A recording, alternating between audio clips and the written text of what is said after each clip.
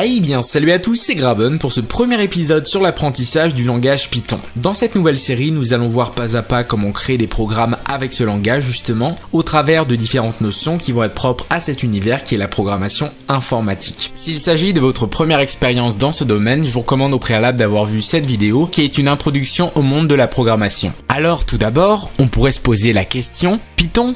Mais qu'est-ce que c'est ? Il s'agit d'un langage de programmation informatique, comme il en existe plein d'autres, ayant vu sa première version voir le jour au début des années 90, grâce à son créateur, Guido van Rossum, qui a fait d'autres projets, notamment comme un navigateur web, Grail, qui est sorti en 1999. Mais là vous allez me dire, pourquoi ce langage et pas un autre ? Eh bien Python a la particularité d'être à la fois très simple à apprendre, donc parfait pour commencer, très puissant. Il est énormément utilisé dans le monde scientifique pour des calculs numériques par exemple. Et enfin, il possède une assez grosse base de communauté avec laquelle vous pourrez interagir et échanger en cas de besoin, si par exemple vous rencontrez un problème. Bien, maintenant qu'on a compris les enjeux de ce langage, je vous propose de télécharger ensemble les différents prérequis nécessaires pour développer en Python dans de bonnes conditions. Il nous faudra deux composants. Tout d'abord, il nous faudra ce qu'on appelle un interpréteur ou environnement. C'est tout simplement un endroit où va s'exécuter notre code Python. Parce que par défaut, vous ne pouvez pas le faire comme ça sur votre ordinateur n'importe où. Pour télécharger cet environnement, il vous suffit de vous rendre sur le site Python qui sera en description, dans la catégorie Download, et là vous aurez les différentes versions, pour Windows, Linux, Mac et les autres. Pour ma part, je suis sous Windows, donc je vais cliquer ici. Vous pouvez à ce niveau-là choisir la version adéquate à votre système d'exploitation. Pour ma part, je suis sous Windows 64 bits, donc ici je vais prendre l'installeur sous forme d'un exécutable. Le téléchargement c'est fait, il est très rapide puisque ça ne fait que 25 mégaoctets. Vous pouvez maintenant procéder à l'installation, donc vous allez cliquer dessus. Et il s'agit d'une installation classique, donc aucune difficulté à ce niveau-là. Et voilà, après quelques secondes, l'installation s'est bien effectuée. Donc on peut fermer cet onglet. Ensuite, il nous faudra ce qu'on appelle un IDE. C'est un environnement de développement intégré, un logiciel sur lequel vous allez pouvoir écrire votre code. On pourrait très bien utiliser un simple éditeur de texte pour faire du Python, comme Notepad++, Sublime Text ou même le bloc-notes. Mais si vous voulez commencer sur de bonnes bases, autant prendre quelque chose d'une qualité supérieure. Pour ma part, je vais utiliser cette IDE qui s'appelle PyCharm, qui a été créée par la société JetBrains qui fait pas mal d'environnements de développement pour développeurs justement. Donc vous allez ici appuyer sur Download Now. Vous pouvez à ce niveau-là choisir la version de votre système d'exploitation et parmi deux versions. Tout d'abord, vous avez une version de PyCharm pour les professionnels. Elle est payante, mais vous avez ici un essai gratuit. Et une deuxième version communauté, qui elle pour le coup est totalement libre et gratuite.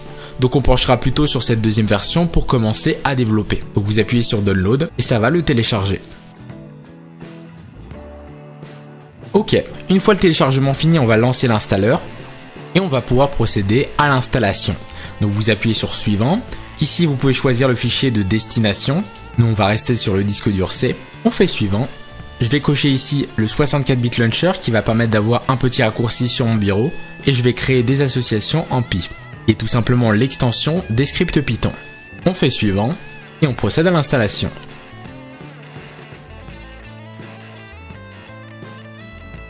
Et voilà, l'installation est finie. On peut voir que sur notre bureau, une icône s'est ajoutée avec justement un raccourci pour lancer le logiciel PyCharm. Donc nous on va pouvoir directement cocher cette option et faire Finish pour le lancer. Par défaut, il nous demande si on veut importer des préférences. Comme c'est notre première installation, on peut ici mettre non. On fait OK.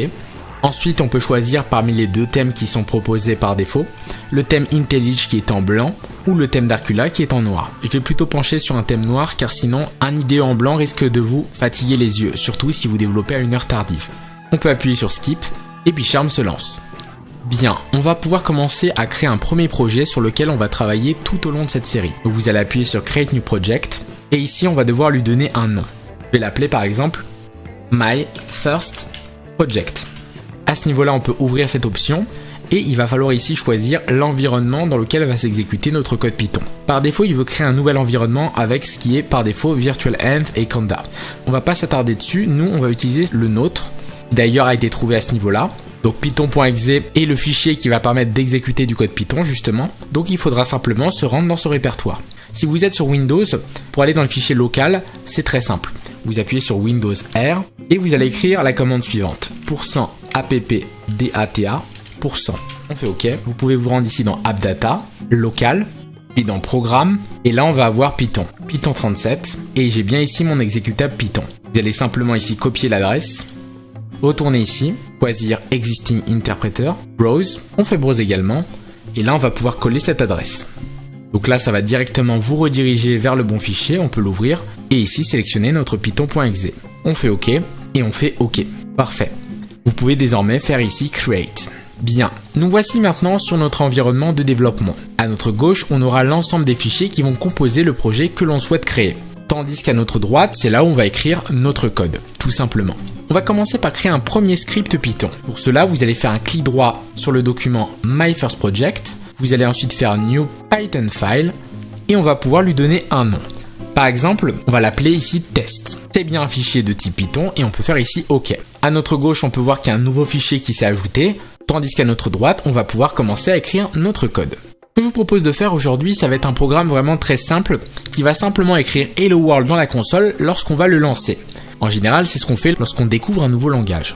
Il vous faudra d'abord une condition qui vérifie à quel moment se déclenche le lancement de votre programme. Pour cela, vous allez simplement écrire ici main et faire entrer. Donc ce qui vient de se générer, c'est ce qu'on appelle une condition. Qu'est-ce que ça fait? Eh bien quand on va lancer notre projet Python, il va directement aller dans cette condition pour dire c'est le début du programme. Donc ici on pourra mettre un premier code par exemple.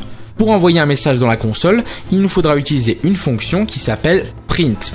Si vous faites entrer, il va automatiquement vous la générer, c'est ce qu'on appelle l'autocomplétion. Ensuite vous allez ici ouvrir des doubles guillemets pour écrire du texte à l'intérieur.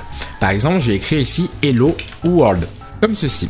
Maintenant, pour lancer ce programme, vous allez appuyer sur la petite flèche verte à ce niveau-là, puis Run Test. Et regardez, en console, on a bien Hello World. Maintenant, ce que je viens de faire, ce n'est pas totalement juste. Pourquoi?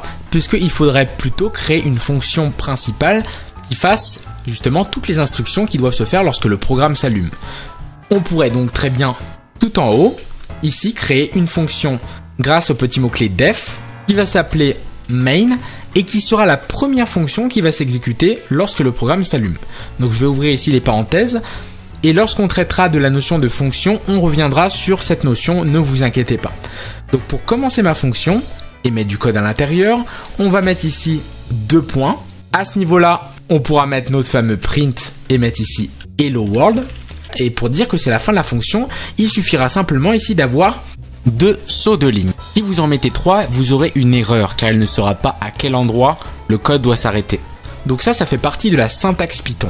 Maintenant, lorsque notre programme va se lancer, au lieu ici de mettre ce fameux print Hello World, on pourrait très bien appeler cette fonction main, comme ceci. Il vous fait sûrement une erreur là-dessus, vous avez juste à faire Alt Entrée et ignorer cette petite erreur qui n'en est pas une en fait. Donc si maintenant je relance mon programme, vous allez voir que j'ai toujours Hello World. On peut changer en mettant par exemple Hello Graven et le résultat est toujours opérationnel. À noter qu'on peut mettre plusieurs instructions les unes en dessous des autres car notre code s'exécute ligne par ligne. Par exemple ici je peux écrire print et mettre hey bien salut à tous. Regardez, à ce niveau-là j'ai encore une erreur étant donné que j'ai mis qu'un seul saut de ligne. Par conséquent il ne sait pas si j'ai fini ou pas d'écrire mon code. Donc il faut en rajouter un deuxième. Si maintenant je lance le programme, on peut voir que j'ai bien les 2 messages qui s'affichent.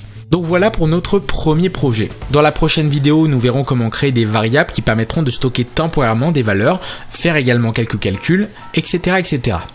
Donc voilà un petit peu ce que je voulais vous montrer aujourd'hui. En tout cas, j'espère que cette nouvelle série vous plaira. Si c'est le cas, n'hésitez pas à la liker, à la commenter, à la partager, à vous abonner à la chaîne pour suivre les prochaines vidéos. En tout cas, c'était Graven. Ciao à tous et à la prochaine. Hey hey.